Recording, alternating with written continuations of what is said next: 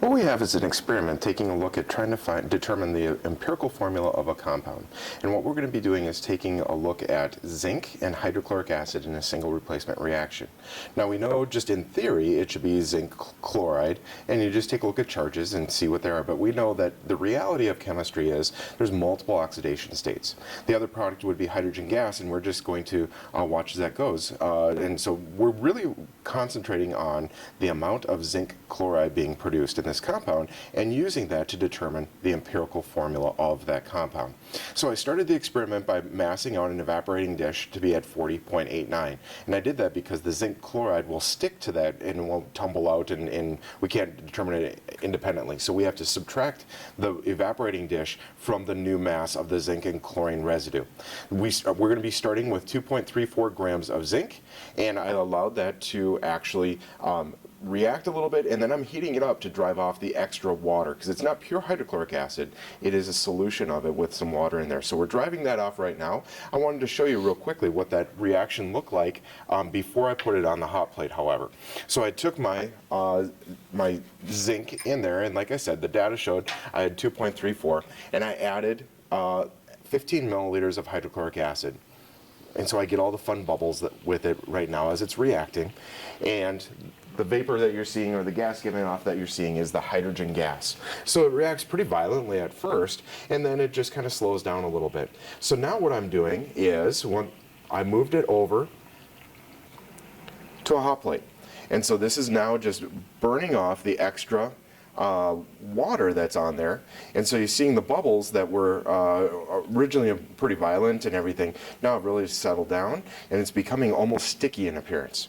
And what's happening is we're getting closer and closer to all the water being driven off, and if you look really close, you'll see that it's starting to develop a film on the surface. That film will indicate to me that all the water is out, and I have a zinc and chlorine solution mixture and combination that's all that's left. And so like I said, this is going to be stuck to the sides of the evaporating dish, so it'd be quite impossible to just kind of scrape that out and save all of it. So we had to know what the original mass of that evaporating dish was in the first place. Okay, so this is pretty close to done. I know because I'm starting to see a white sticky film going over the top. So now that it's just about ready, now I'm going to be moving this entire thing. It's quite hot, so I have a hot glove on, and I'm going to be moving this over to my balance to see what the mass of the evaporating dish and the zinc and chlorine mixture are. Okay, and then from there we're going to subtract it off to find just the mass of the zinc and chlorine.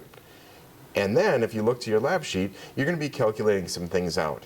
We're going to be finding, first of all, what the mass of the zinc and chlorine combination are. We're going to be then determining the number of moles of zinc that are in there. And from there, you're also going to be able to determine the moles of chlorine. Now remember, when we're finding an empirical formula, it is a mole ratio in its simplest form, a mole ratio of one compound, or one element, I should say, to another. Okay, so let's go ahead and move this over. It's just about done. I'll move this over to my balance. I'm going to zero it out. And so now we're going to see that my mass now is 46.27, we'll call it. Okay, so let's move over to my lab sheet.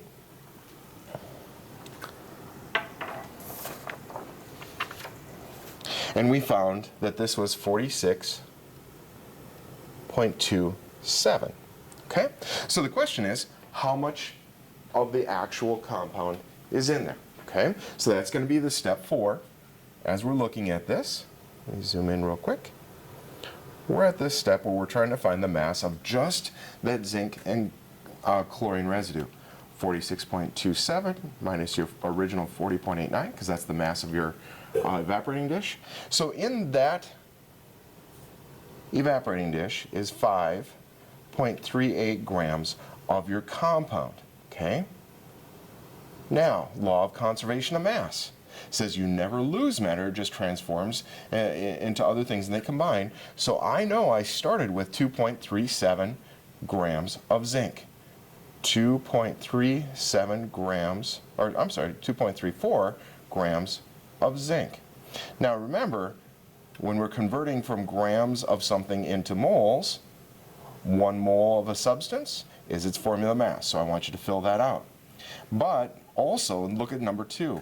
We want to know what is the mass of chlorine present in this. Okay, well, chlorine present in this, we got to think a little bit. If the entire compound was 5.38 and 2.34 grams of it was zinc, how many grams of chlorine would be left? Okay, that's going to make the other portion of this compound. And then I want you to convert that into grams. Now remember, for chlorine, we're going to use the formula mass of 35.5. Okay, now the reason we're solving for those moles is because, okay, so this is mass. I want to solve now for moles because your empirical formula is a lowest mole ratio. Okay, so watch out for that. On the back of this lab, you should be also working while everything's cooking, because it takes a while to drive off there. You should be practicing up your percent composition. Okay, so if you know your percent composition, remember that's the part divided by the whole. So if you know the entire mass, you know how much zinc is present, you can figure out what percent of that compound is going to be zinc and what percent of the compound is chlorine. But be careful, that's a percent composition. So it's saying any of that compound, no matter how much is there, how much is, what percent of that compound is going to be zinc and chlorine.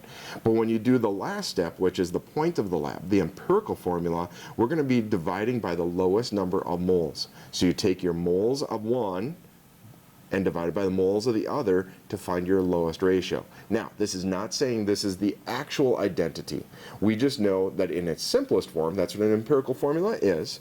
In its simplest form, we find it is a what to what ratio of zinc to chlorine. We always list zinc first because it's the cation, and we list chlorine second because it's the anion. Okay, so I want you to fill out these questions 1 through 5 based on the data.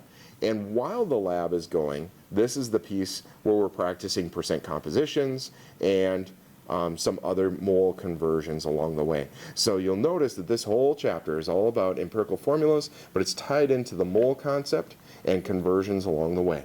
Good luck.